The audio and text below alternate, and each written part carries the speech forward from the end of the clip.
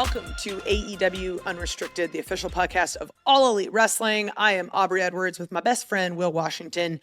We are here talking to you. If you're listening to this brand new, it's a Thursday. All of our episodes come out on Thursdays. We are presented in part by Upper Deck. Collect your favorite wrestlers in the 2024 Upper Deck AEW. Start your trading card collection today. Unwrap autograph, memorabilia, premium tech inserts. Visit upperdeck.com to learn more. We've got these cool shiny cards that we've been consistently opening for the last couple weeks. The Allure cards, they're phenomenal. The Allure. Yes. Some of them are like gray and shiny like this. Oh, I love that I have like a ring light because it actually shows how cool these are. Yeah, same. Ooh, fancy, look at that. Fancy. We got the Queen Aminata.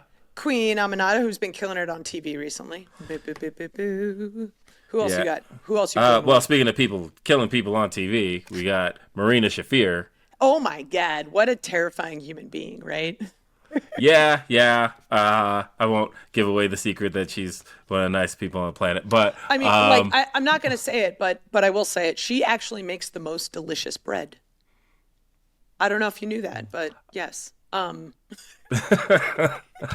It's so good. Anytime she brings a loaf backstage, it does not leave the locker room because it is completely consumed by then. So when you collect your Marina Shafir trading card, just think about delicious sourdough bread. Yes. But the thing is, she is a legitimate badass. Like, we can say all these things, but the fact is, she will legitimately kick your ass. Yes, and we've got a badass guest on the podcast today. I actually pulled a couple Jericho cards from this deck, all different Allure, by the way. Like here, let's get them side by side. So you can collect these cards and then get a bunch of different versions. But I pulled the Jericho cards specifically because not only is Jericho one of my favorite people in the world, and I owe a lot to him, but he is the reason why I have met our guest today. An absolutely incredible individual. I'm excited to chat with him. And we are joined right now by one of the funniest people and AEW fans we know. He is comedian Brad Williams. Brad, thank you for being here on AEW Unrestricted. Yeah, thankfully, when you said funniest comedians and AEW fans, I'm like, oh, they have Ron Funches on the podcast too? This is awesome. So excited. But now... I'm like, maybe I should shoot him a text. But technically, you're the first comedian on our podcast. So congratulations. Yeah, you hear that, Dr. Ken Jeong? You see that? You can't have everything. Sometimes they go to the celebrities who just aren't that busy, and that is me. So I'm excited. I'm happy to be here. I'm happy to mark out with you guys, and we'll talk. We'll schmooze. We'll do the whole thing. It's funny you said that because this isn't the first interaction I've ever had with you. Oh no! And I want to tell like that. I want to tell a story and see if you remember what you would have said in this moment. Ooh. But first time I ever met you was 4 years ago. Okay. It was 2 years before I started with AEW. So I myself was a fan, and it was at Double or Nothing 2021. We were in Jacksonville, Florida. I was sitting second row, and I remember you started approaching, and I remember I nudged a friend. I was like, I think that's Brad Williams. And then you came over and sat down, and then you turned around and said something. What would you have said in that moment? Oh, God. Now I'm just like, what did I... wait. Was I sitting in front of you or behind you? In front. Oh, I probably said something about, don't worry, I'm not going to block your view. Exactly. Yes. That was exactly. I know me. I know my jokes. See, those are my icebreakers to let people know, like, it's fine if don't be worried if we're watching the thing and you say like, oh, it was a short match. Don't be like, oh God, now the guy in front of us is gonna be mad. No. So I do stuff like that to break the ice. That was such a fun pay-per-view because that was like my first time out of the pandemic, my first time leaving the house. That may have been one of the first shows that you guys are doing that had a full house back. So yeah, that pay-per-view had so much energy and it was awesome. That was the Stadium Stampede where Jacksonville Jaguars former coach Urban Meyer was a part of it. Not the most embarrassing thing he would do during his football tenure as head coach of the Jacksonville Jaguars. Not the worst. Who would have thought that throwing footballs and having them being launched at the heels would be a footnote to kicking members of his own team. So yeah, that's good. Shout out Urban Meyer. So great. I also love speaking of like breaking the ice and making sure everything's like totally cool to talk about. One of my favorite things was we were emailing back and forth to kind of get this interview set up, and your email signature says sent from my iPad, but to everyone else it's an iPhone. Yes. And I'm literally on the airplane, just like dying. And the woman next to me is like, "What the hell are you laughing about?" I'm like, "This is the greatest email signature I've ever seen." Yes. I try to do stuff like that. Just like that was something where my dad taught me from a very young age. He's like, listen, not everyone's a little person. And I was like, no shit. But so he always told me, try to make a joke within your first few minutes of meeting someone. So then they know, all right, you're cool. I don't have to worry about, like saying something wrong and then you getting mad. So I do that, and I'm 41 years old and I still do stuff like that. So yeah, I don't know if it's good that I predicted the joke, that I knew what I said 4 years ago, or if it's sad because I'm like, I'm that predictable. I've got my lines like so set up that I know what I'm gonna say. But I'm glad that's what I said. Because normally when someone goes like, "Hey, I've met you before," I'm like, "Oh God, was I mean? Was I a dick? Well, what did I do? When did you meet me? Because if you met me in an airport, 35% chance I'm a dick. I think 35% that's That's all everybody right. who travels. Yeah. Yeah, that's Yeah, me too. yeah. But if you meet me out when I'm like in a good mood, yeah, hell yeah, that's great. Yeah, and honestly, like I said, that was the first moment I had with you. I've had a few others since, but that was the one that I remembered specifically, and Yeah, and then we got to enjoy an event together, and it was cool, and it was like it was that great. whole area, because I remember Britt Baker's parents were like 2 seats down, and that was the night she won Hmm. the title, so it was just like an awesome moment, and it was just Nice cool little to group have. of people.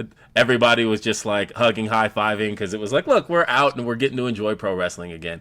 And speaking of Yeah, which, you've gotten to enjoy a lot of pro wrestling since then. Most recently, you were at Revolution, I was. and that in itself was a monumental night. Yes. There were a lot of things that went down that night. One of the things that people are distinctly recalling was Ricochet versus Swerve, and a match that I think had kind of Yeah. everybody on their feet. It was quite a time. Leslie Jones was out there. Really, we Listen, talked a man, couple of weeks ago on this podcast. we were all the accessories to the Leslie Jones show. Like Swerve, Ricochet, they were an accessory for the Leslie Jones show. And like Leslie, she came with another comedian named Eleanor Kerrigan, who was on the Jericho Cruise and who also actually used to wrestle herself in Glow. And so she came, and Leslie would just be asking like, before the match would start, she'd be like, "Who's the good guy? Who's the bad guy?" And we would say, "This guy's a good guy. This is a bad guy." And then she'd go, "Got it." And then she would just roll, and she would just go. She was the soundtrack. I heard that the cameras. I was obviously there in person, so I wasn't watching on the pay per view, but I heard the cameras like kept cutting to her, and some people were like, "Why you keep cutting to Leslie?" Because you can't avoid her. It was Yeah, so loud, in the nosebleed section, there like is Swerve's mom in the front row? Like, what's happening? So it was so great. I would do a sort of Manning cast style watch along to every wrestling event with Leslie Jones. Somebody set that up. Tony Khan, make it happen. Oh my God. So my favorite part of that is like, so I had gotten you tickets for Yep, Revolution, yep, and I tried to get you something that was like easily accessible. So like somewhere that's like a comfortable seat, right? Because yeah. there's a lot of people and all this sort of stuff. And then someone came up to me and went, "Why did you not tell us Brad Williams was here?" And I'm like, "Why?" And they're like, "Well, we moved him to the front row." And my first response was, "Can he see over the barricade?" Now, you know what? Thankfully, you had padded chairs in the front, and I was good to go. What was fun was during the Swerve Ricochet match, and I really enjoyed this. Ricochet took time to actually stare at me and give me the sort of LeBron, you're too small kind of thing. And then, I like to ham it up. So then I was like, I'm going to go over the guardrail. And everyone was like, "That's cool. You faked like you were trying to go over the guardrail." I'm like, "No, I was really trying to get over the guardrail, but it's high, and my arms are flippers, so like that didn't work out too well." Little But T-Rex. so yeah, it was fun. It was like a little T-Rex trying to climb. But yeah, that was an amazing match. The fact that you guys had on that pay-per-view had three 5 stars back to back to back. That's just like, my God, what a pay-per-view. I'm on a wrestling chat, a wrestling group chat with some friends, and I'll say that the chat, let's just say, leans a little towards another wrestling promotion, and everyone on that wrestling chat was like, AEW knocked it out of the park that night. Boom. That like, I don't recall other pay-per-views from other companies that had 3 5 stars in a row. Just banger, banger, banger. And like, no debate either. No, like when Meltzer's ratings came out, like no one's like, what? 5 star, like, even though Meltzer's an absolute mark for Will Ospreay, like that match was like, everyone was like, yeah, but that's a 5 star match. And the fact being in the front row where I could hear uh Fletcher and Osprey talking to each other during the match. When I say talking to each other, I mean like Fletcher just yelling, "I fucking hate you! I hate you!" and then getting hit. It was so great. Like seeing it that close. If you could afford it, or if you are very friendly with Aubrey Edwards, I would advise everyone sit very close and watch wrestling. You get a whole new kind of appreciation for it. Uh, Speaking of the cage match, sorry I'm talking way too much, but Please. You're the guest on the podcast. You're yeah. making it easy for us. It's fine. Speaking of the cage match, being close when Fletcher and Osprey were at the very top of the cage doing back and forth, they started doing headbutts, and one of them connected because we heard in the Thud. thud, like unmistakable sound of two heads, skulls thunking together. We heard that sound in the front. Like that's when I was like, "Oh God, are they okay?" Probably not. Probably not. I mean, as someone who's been on a cruise ship with Will Ospreay, I can tell you right now, he's not okay. Oh, buddy. Okay, that is a great segue because that is actually where I met Brad Williams for the first time. We have shared 5 Jericho cruises together, and every time is 5, 6. I don't know how ever I've been many on now. 5. There's been 6 total. The one I missed was The because ROH one, right? yeah, my wife had the gall to get pregnant. So annoying.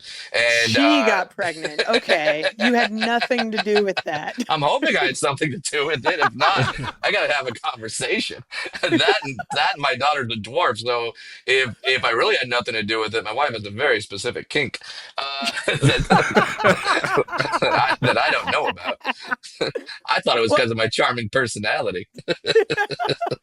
So on the topic of the cruise, how did you get hooked up with Jericho? And now you're the director of fun on the Jericho Cruise every year, picking all these Yeah. comedians that get to entertain us all.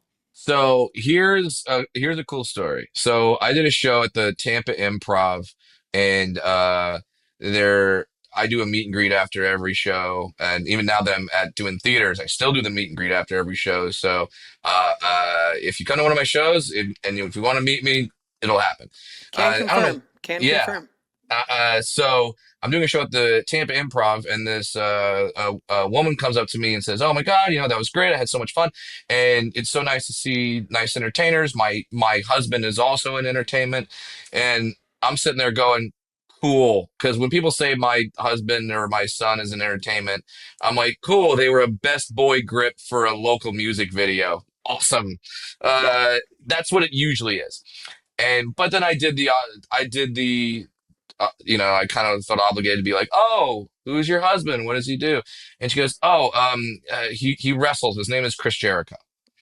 And I was like, "Oh, Oh, okay, yeah, I'm familiar." So, we not that I would have treated her like crap if her husband hadn't have been Chris Jericho, but it did kind of perk me up a little more, and I started asking some questions, and we had a conversation. And she kind of looks at me and goes, "You should go on his podcast." And I said, "I should go on his podcast." And normally when that happens, that's the end of it. That's the end of every conversation. We should do a movie together. We should hang out. We should. But literally like 2 days later, I get a DM from Jericho just saying, "Hey, my wife had a great time at your show. She said you should come on the podcast. I like comedians. Yeah, you should come on the podcast. I'll be in LA in a few weeks. Let's get you on the podcast." Okay, great. I go on Talk is Jericho. We have a great time. Definitely get along really well. And then right after that, he announces the first Jericho Cruise, and I DM'd him and said, "Dude, I will go on this cruise." He's like, "I can't afford you." And I go, "Don't care. Book me on this cruise." The first one was Ring of Honor versus Impact because AEW didn't exist yet. And so I got booked on the cruise and I did everything on the cruise. Like I went to every show, I went to every live podcast. I was trying to sit near the front for all the wrestling shows. By the way, live wrestling on a cruise ship is awesome. And then the stand-up shows were really successful. So after that, Jericho was just like, "Yeah, you know comedians. I'll just have you book the comedians and come on the Jericho Cruise." And I have, and it's been great. I've gotten to know a lot of really cool people and just witnessed a lot of cool things and cross a few things off my bucket list because I've been in the ring twice. Yep. It was, And it's been awesome. And yeah. yeah, that part is really cool because I'm always hesitant to get in the ring because I figure pro wrestlers, they encounter a lot, like a lot of people being like, "I could do what you do, but like," so I never want to walk in and pretend that I can do what those guys do. I cannot. But they're always really generous and really cool, and they let me do moves to them, which make no sense whatsoever, but it's so damn fun. And yeah, it's just really cool. I'm 41 years old, and it's still just like the inner 12-year-old in me. It's just like, "Oh my God, I just did something in the ring. It's awesome." Very cool. And there's so many more cruise stories to talk about, but we got to take a quick break here on AEW Unrestricted. AEW Unrestricted, we've got Aubrey and Will talking to the funniest person I know, Brad Williams, comedian extraordinaire, wrestling fan. You saw him at AEW Revolution trying to peek over the barricade to see what was happening, and it was great. Brad and I met, as we talked in the last segment, on the Jericho Cruise, and one of my favorite moments was from the most recent cruise, where if you've never been on the cruise, there's always sort of this moment where after the first match, the cameras kind of go off and then just crazy shit happens. And a lot of people who you would never see in the ring together are suddenly in the ring together. And I'm trying to remember, like, there was the wrestling match happened, and then like Curry Man comes in for a save, Christopher Daniels comes in for a save, Jushin Thunder Liger's there, and then you come in shirtless with a Scott Steiner chainmail hat made out of the bottle tops of Coke cans. Yes. And I was told it was going to be something else, and then when I saw you, I'm like, what the hell happened? So I'll tell this story because this is totally random and totally crazy. A fan came up to me one time at a show with a full suit of armor made of bottle pop tops, like just all the pop tabs on Coke cans. Okay, it's the tabs. That's what I was trying to figure out. Okay, tabs. yes, the tabs. Okay. And full suit of armor. And I'm like, I've got some weird fans. And he comes up and he starts talking to me and he goes, "I'd love to make you something." And I was like, well, I don't find myself going into battle with a mace and a battle axe anytime soon. So I don't know when I'll need a full suit of armor. But then I remember that Scott Steiner had just been announced for the Jericho Cruise. So I was like, "Oh, could you make me this?" And then I pulled up the photo, showed it to him. He goes, "Yeah, that's easy." So I go, "Great." He sends it to me. Now, I'm fully just like, I'm going to wear this at some point. I don't know when I'm going to wear it, but the opportunity will present itself. That's what was in my head. And we're getting ready for we're getting ready for the last match, and then I get a text from Chris Jericho saying, where are you? And I go, I'm about ready to watch the match. And he goes, get backstage right now. And okay. So I run backstage and he goes, all right. So Steiner was going to do this run in. Steiner's gone to bed. I don't know where he's at, He literally but was not responding to any text messages, and we're just like, we have no idea where Steiner is. yeah, I mean, he could be swimming after the boat right now. No one would know.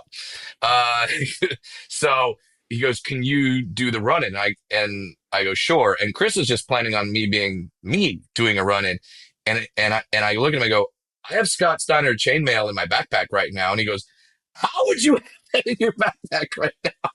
But I did because I had done a meet and greet earlier in the day where I was like, I haven't worn this thing yet. Let me just wear the Steiner chainmail during my meet and greet. So everyone took a photo with me doing like little Papa Pump poses.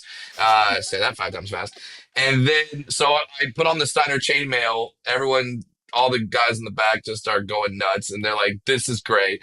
We changed what I'm doing to match a Scott Steiner move set, and once again, the wrestlers that let me do a full belly to belly suplex to them, props. You made me look amazing.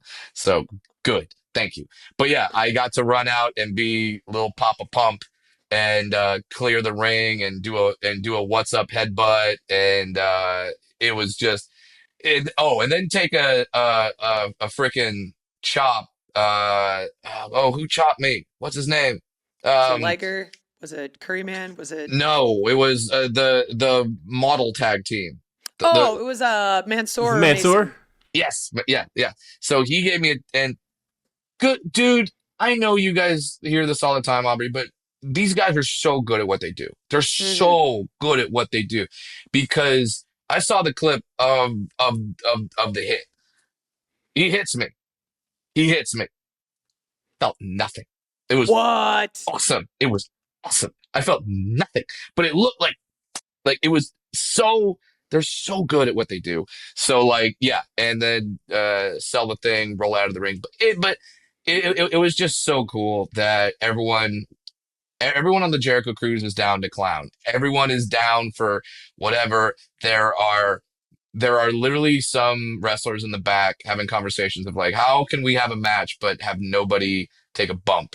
And Hmm. everyone's like, cool, we can do drinking contests, we can do dance contests.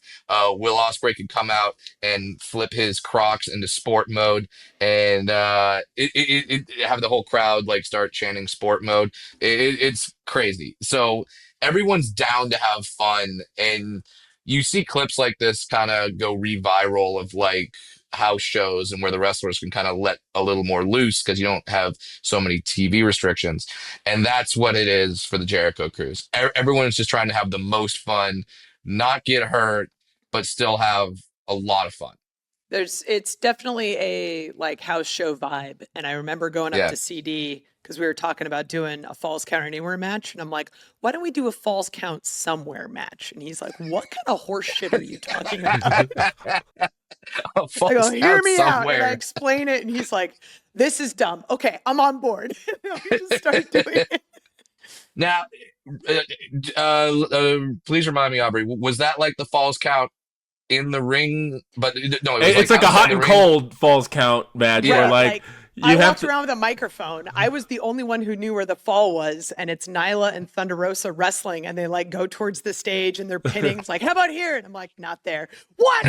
And somewhere else, like, what about here? Nope. God damn it. And it's like, and then I'd say, you're getting colder. And then it's like, ooh. And then everyone Yeah. knows they're going to the pool. Like, Yeah. And it was so the great. finish was a submission in the pool because Nyla couldn't swim. I'm going to avoid the stereotype jokes, but stereotypes are real. Hey. They are. I can't swim. I don't think I've ever said this on this podcast. I can't. Hey, man. It's fine. It's Fine. good. That's one of my first. So my stand-up shows on the cruise always start off with a roast. I always end up Mm-hmm. roasting the wrestlers, and one of my first roast jokes was about, that's when the wrestlers found out they can't really talk to me before the shows. No, it's dangerous. Because Give if him too you, much information, too much detail. yes. So I was in the artist lounge one time and Scorpio Sky, he informed me and a group of people that he also cannot swim. Once again, stereotypes. But so, and I just kind of filed that one away. So then I wrote a roast joke where I was like, Scorpio Sky is here. Like, he can't swim, but you could do a springboard flipping tornado DDT, no problem. But this move, too much, too much, too much for Scorpio. Can't figure that out. So yeah, and that was, and Scorpio would later tell me that for almost the rest of that year, people would make fun of him for that joke. Oh my They God. would keep tagging him for that joke. So that makes me very happy. So I guess I have to ask. I want to go all the way back to the beginning here for a little bit. Sure. So the comedian origin story, everybody's got one. What was the moment that you realized that you could make people laugh? So the comedian origin story is different than the moment I realized I can make people laugh. But I'll tell you the good story. The good story is I took my dad to go see a comedy show at the Brea Improv in 2000. I've been in this 20 years. 2004. And the comedian was on stage and doing great, but then he started making midget jokes. Half the audience is laughing. The audience that's sitting by me is like, like, look at there. And the comedian notices and goes, "What? Is one of them here?" And I just raised my creepy little hand in the air and said, "Yeah, I'm here." And the comedian called me up on stage and just said, "I want to talk to you," and started asking me questions. And I wasn't trying to be funny. I was just like, I'm just going to answer these questions. But the answers got laughs from the audience. Like, I remember he said, "Well, what do you do for a living?" And at the time, I'm a teenager in Orange County, California. So there's a lot. We all do the same job at some point. Everyone who grows up in Orange County at some point will work at Disneyland at some point. And that was the time that I was. So he says, "What do you do for a living?" And I go, "I work at Disneyland." Oh no! And the audience starts laughing. And I turn to them. I go, "Fuck you! I'm not one of the seven." And then, and I love saying that because it still gets laughs. It's like, yes, it was funny from day one. But that got a response from the audience, and that was the pop where you're just like, "Oh, that felt good. That felt really good. I want to do that more often." So literally the next day, I started looking up open mic nights and being like, "Where can I try that again?" Now, open mic nights are a little bit different than a sold out improv on a Friday night, but just like pro wrestlers, you don't start off at the main event of All In. You have to go through the indies and go through whatever shows and build yourself up, pay your dues. And that's the same thing with comedians. You don't start off doing sold out theaters. You gotta start open mic nights where there's only 4 people in the audience, and those 4 are all either related to the other comedians or the other comedians themselves. That's where you start, and then you just start building from there. And one of the cool parts about whether it be wrestling or comedy is that, with few exceptions, there's no way to jump the line. Like, you could be a celebrity and do like a run in whatever. Maybe you could do I don't know. I'm old. I don't know who this person is. The AJ, The Big Boom AJ. Yeah. Big Boom AJ, the Rizzler. Yeah, I'm old. Everybody, I'm old. Oh, no, I these didn't know who things. they were either, to be perfectly honest. I'm like, what? Okay. What's a TikTok? Like, Yeah. yeah. Like, maybe you could kind of jump the line that way, being a celebrity, but at the same time, the dad is a trained wrestler, right? Yes. Yeah. Absolutely. So it's like he put in his dues earlier. Like, normally celebrities can only jump the line to do like one bit. You come in, you do one bit, and then that's it. Like, if you want to be a regular every week grinded out wrestler, you can't fake it. You can't cheat. You can't get ahead and just start, well, my dad owns the company, so now I'm going to do this. You got to put in some kind of work. So it's the same thing with comedians. It's one of the great justices about our business is that you could be a celebrity. Like, okay, like remember when Charlie Sheen had his meltdown, with all the Yeah. stuff, and then like Yeah. right after it happened, he goes, I'm going on a stand-up comedy tour. I'm fired from Two and a Half Men. I'm going on a stand-up comedy tour. Every single comedian was like, well, that's not gonna go well. There's no way. There's no one more famous in the country at that point than Charlie Sheen. And he goes, I'm gonna do a sold out theater comedy tour. The first show gets booed off the stage in 5-7 minutes because he went up there and thought, oh, I can just wing this. And he just said winning and tiger blood a few times. And like the audience got bored of it. Literally the next show, he booked all these other comedians to be on the show to save him and like Brilliant. pad it around it. So that's the kind of stuff I'm talking about, where you can be the most famous person on the planet, but if you're not funny, it's not going to work. So Right. that's one thing I love about stand-up comedy, and I also love about pro wrestling is you can't fake it. You got to be good at it. You got to be good and you got to build Hmm. yourself up. Okay. Yeah. More questions about this when we come back from break because, oh my God, this could last like 3 hours. I'm so upset that we're going to be limited on time. But We can do a hang full tight. Rogan pod. Why not? Do like AEW After Dark or something, and then and just have this keep going. It'll be like watching USA when we were growing up. It'll be like the Silk Stockings hour Yes. of Yeah. AEW. Every boy listening just went, "Oh my God, he knows." Yes, of course I know. Yeah, Of course you I know. was a kid during that time too. It happens. All right, real quick break. AEW Unrestricted, Aubrey and Will talking to Brad Williams about comedy, about wrestling, about all things that are interesting and awesome. So we were talking in the last segment about sort of building your way up from, sort of small shows to eventually selling out theaters, which you're doing now quite Yeah. frequently, by the And way. also, Aubrey, technically with me, they're always small shows, but I'll let that one slide. Hey, da-da-da. Professional. Anyway. Yeah, professional. Anyway, so one of the things that I was so impressed by and so incredibly proud of you is when I heard that you were doing Cirque du Soleil initially yeah. when Matt Apple came out. And for those that don't know, like Cirque du Soleil is typically just like a bunch of acrobatics and cool tricks and stuff, but there is never spoken word.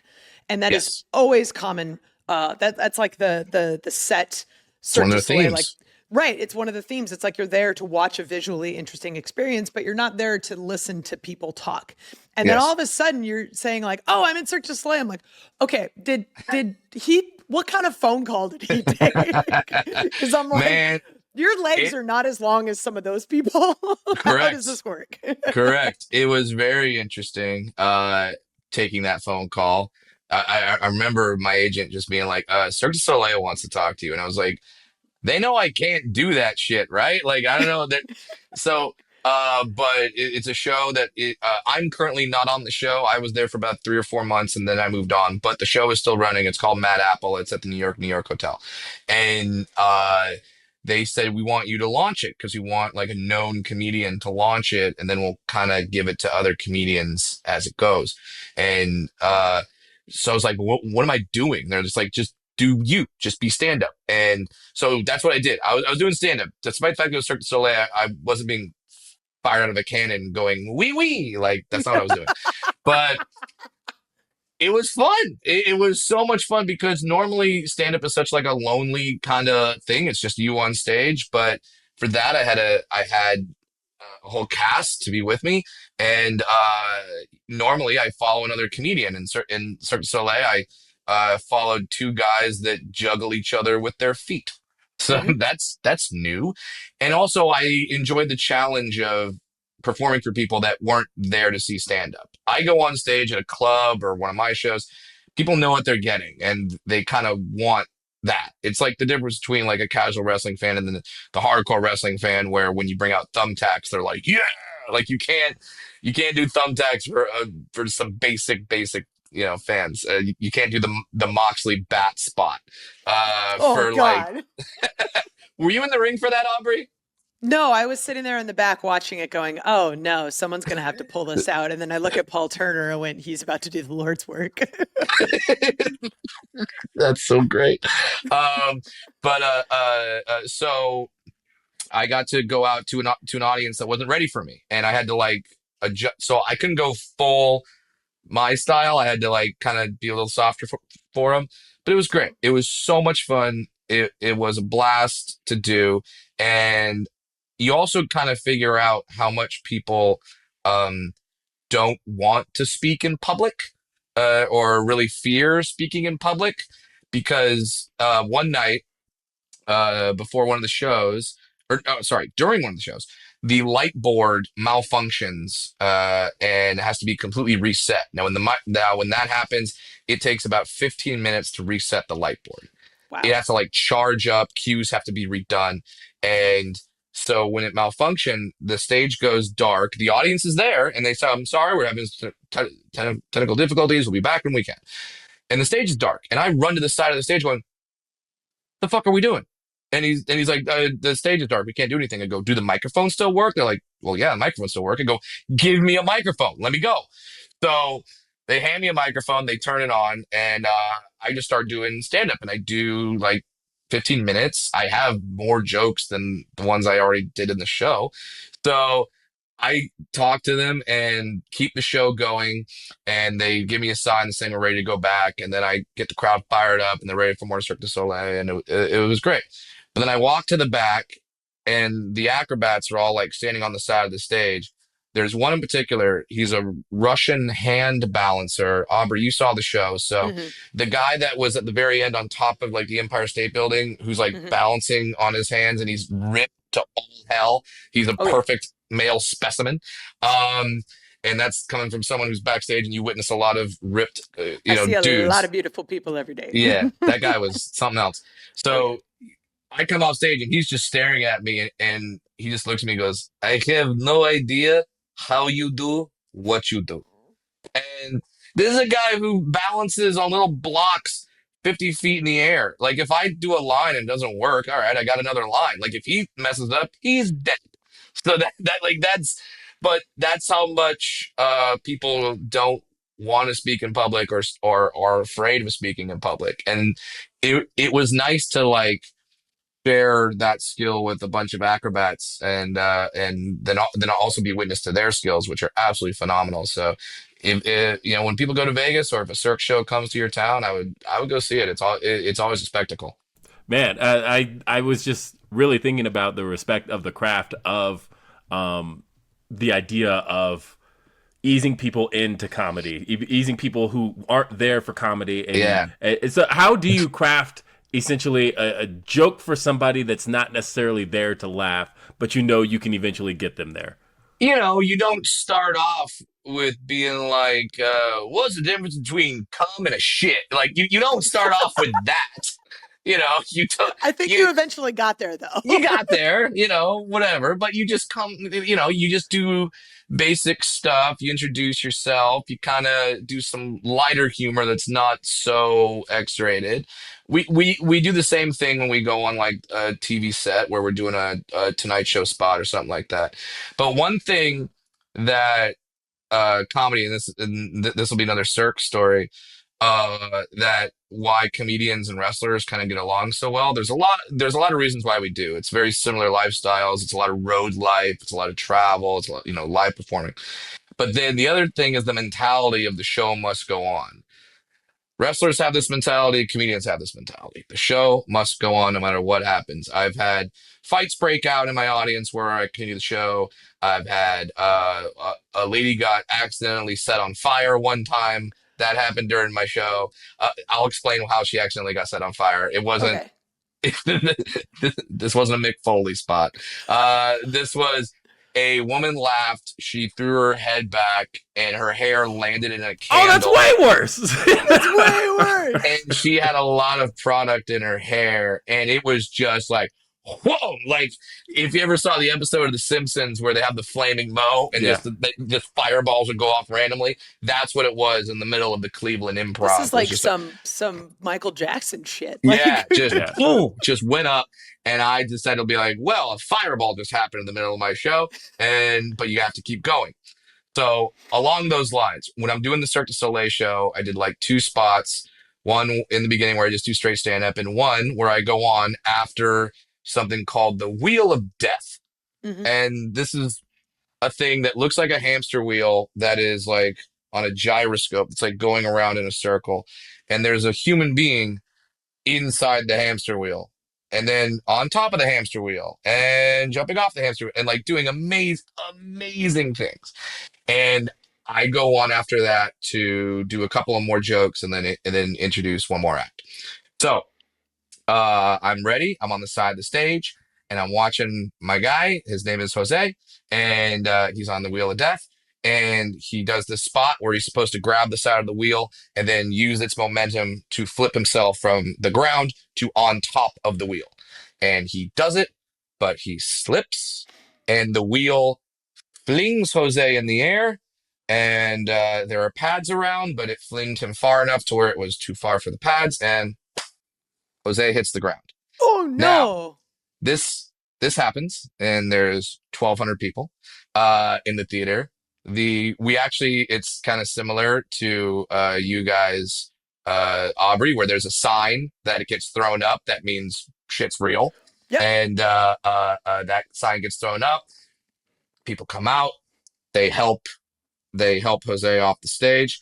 And in my IFB, I hear, "Okay, Brad, you're gonna go in 5." Oh my god. And that is my intro. And I'm just like, oh, because in my head, I'm like, okay, you can't just do stand up. You can't act like nothing happened. So I came up and I was like, hey, everyone, Jose is okay. He's doing great. And by the way, I'm saying that knowing nothing. I Right. don't know if, spoiler alert, Jose was fine. But Good. Okay. That let's was just my next question. let's just get that out there. He was fine. He got the wind knocked out of him. He was okay. He performed the next night. But I don't know that. So I just go on stage and I go, hey, everybody, Jose's fine. Obviously, Cirque du Soleil. It's a live thing. These are very hard stunts that people are doing. And it shows how talented our performers are. And you just saw Jose in the Wheel of Death, which really proves that Mexicans really do all the jobs that other people don't want to do. And that was that. I was like, I don't know if this joke is gonna hit. If this joke hits, this is gonna be great. If it doesn't, I may get fired. But the joke hit, everybody laughed, and that was the tension that it broke the tension, and then we moved on, and we were all okay after that. And then, of course, I'd run backstage after my spot and be like, is Jose alive? Did I just make fun of a dead guy? But yeah, Jose was fine. But yeah, so it's stuff like that where the show must go on, and that's where you get some of the best stories is when things don't go the way you planned them to go. Hey, and honestly, yeah, and that has resulted in some of the best stuff we've gotten to do in AEW. One of the last things I wanted to ask you about, because I cannot let this podcast go by without asking. I'm a big Simpsons fan, and being a big Simpsons fan, that makes me a big Harry Shearer fan, which then obviously makes me a big This is Spinal Tap fan. Spinal Tap 2, The Ink Continues, comes out this September, which you are starring in. How did this role come about? So, yes, Spinal Tap 2. I'm really excited. This role came about because I've worked with the great Christopher Guest before in a movie called Mascots, and I did well, and he liked it. So when he's like, "We need dwarves for Spinal Tap 2," he's like, "I know one," and he called me, and he said, "You want the role?" And I said, "Absolutely." Now, while I am not allowed to actually tell you what my role is, I can tell you that if you're a fan of Spinal Tap 1 and you know my size, it's not hard to figure out what I'm doing. Okay, like you could put 2 and 2 together very easily. And I can tell you that I'm in the movie with Wee Man from Jackass, which I'm thrilled because now people finally realize that we're not the same fucking person. Uh, Right. it's like me, Wee Man, Hornswoggle. That is, we're all the same person. We've all had quite the career. If you combine our forces like a dwarf Voltron. So Wouldn't be as tall as the other Voltron, but it's nope, still pretty nope, good. still pretty good. But yeah, it was a great time. It was amazing. The entire original cast is back, even down to like Fran Drescher, like she's back in it. And then you have some amazing cameos because as this with such a classic film. And that's so musically centered. Everyone wants to be in this movie. So there is a Sir Paul McCartney in this movie. Whoa. There is a Sir Elton John in this movie. There is Whoa. a Dave Grohl. There is a Garth Brooks. There's a lot. So I can't tell you many stories, but I can tell you this one, which is my favorite story from working on this film. Uh, Elton John is in the scene that I'm in, a scene that I'm in, and I'm there's a live audience there, and it's me, it's Wee Man, it's Elton John, it's others, and there's a live audience that are paid extras, but not really actors, you'd say. And they start, of course, cheering for Elton in between takes, and that's fine. And then some of them start cheering for Wee Man, and then that's fine. And then during another break, a guy just yells out, "Brad Williams, I fucking love you." And then a bunch of other people go like, "Yeah," and there's like a Brad chant going on. And all this is happening. And Elton John, who I haven't met, just turns, looks at me and goes, "Who the fuck are you?"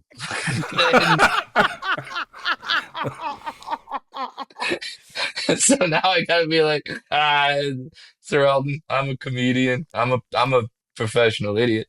But yeah, those are the first words that Sir Elton John spoke to me was, "Who the fuck are you?" So, which I think is really appropriate. It's an And honor. if that gets thrown on my gravestone one day, it'd be, yeah, that would work. Brad Williams, who the fuck are you? What a fantastic story, and I can't wait till September to see this movie. Yeah, Everything that you do, I'm so excited to be like just to experience it because all of your stuff is great. thank you. And one thing I try to it's not like I do this on purpose, but it's just kind of how it comes across is I never for one second thought that I would be doing this or like at least this successful at it. So whenever I do something that's amazing, I'm really excited for it. I don't get bored with it. I don't be like, "Oh yeah, just run to the ring in a Scott Steiner chainmail, gonna do some belly to bellies." Like I'm like, holy shit, I get to do this.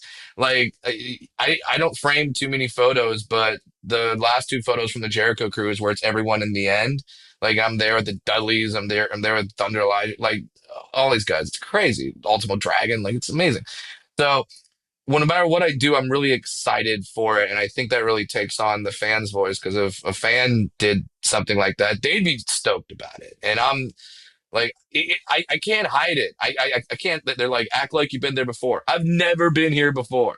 I don't know what it's like to be in a Spinal Tap movie. So when I get that call, when I get to hang out in New Orleans for a week and with my pal Wee Man, yes, we're actually friends. We all know each other.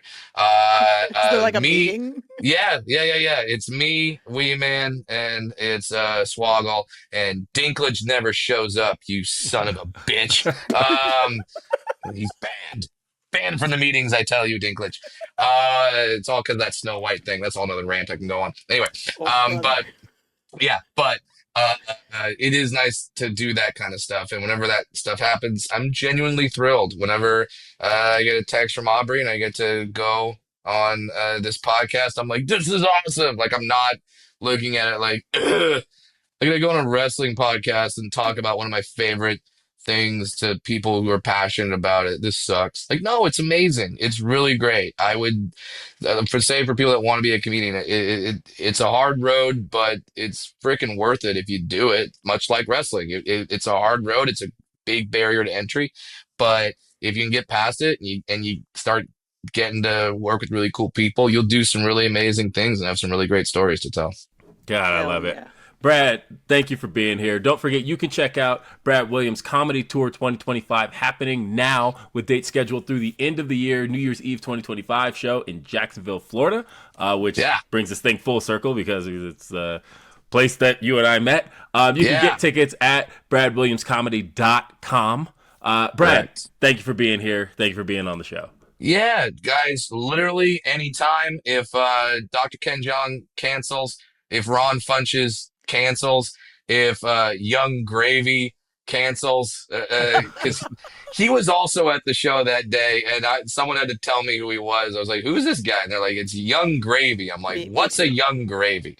And where's Old Gravy? Where's Old Gravy? Is there like middle-aged Gravy? Because I feel like I'd get along with middle-aged Gravy, but apparently he's a very talented musician who has a lot of relationships with adult film actresses, and good for him. Who doesn't want to do that? So good for Young Gravy. Either way, but I'm happy to be either a comedic or I'm not going to say celebrity, but I'll say comedic representative for AEW, and love what you guys do, and really excited for the stuff that you guys got coming up.